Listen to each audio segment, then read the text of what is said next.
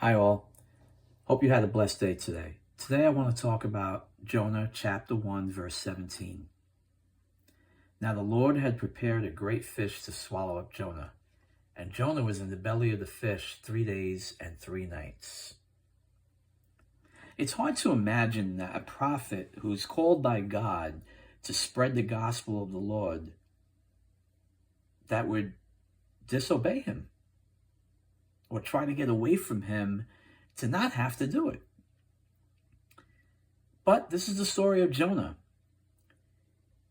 Jonah attempted to flee his God-appointed commission to be a light to the Gentiles in Nineveh. Instead of going to Nineveh, Jonah jumped on a boat and tried to go in the opposite direction. And he tried to flee from the presence of God and refused to carry out his plan and his purpose for his life. But when God calls on you, he'll move heaven and earth to ensure that his purposes are fulfilled. And that's why he sent a great storm in the path of this boat, so that Jonah would be thrown overboard and swallowed up by a great fish. And in the belly of that fish, he stayed 3 days and 3 nights. And it's only by the grace of God that he wasn't digested. God is sovereign over the winds and the waves, the oceans and the animals that are in the oceans. God has authority over all elements of this universe. God knows the thoughts of our hearts even before we put them into practice.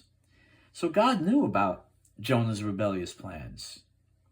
And God, in his grace, prepared a great fish to swallow up Jonah, so that his plans and his purposes would still be carried out according to his will.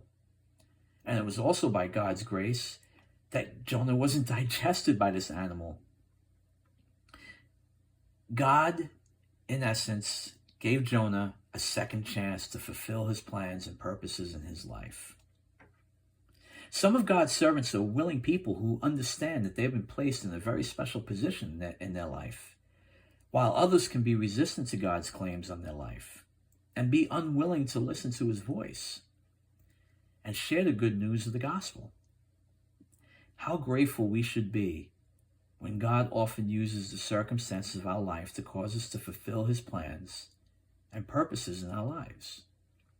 How stupid we are when we foolishly kick against the grain and become reluctant to do God's will. How careful we should be that our reluctance to carry out God's plans for our lives doesn't result in a missed opportunity and a loss of a blessing. I pray that we have ears that are open to his call and hearts that are ready to carry out his plans. For who knows what opportunities God has for each of us, if we are willing to faithfully obey the guiding hand of the Holy Spirit in our daily life. God bless you all.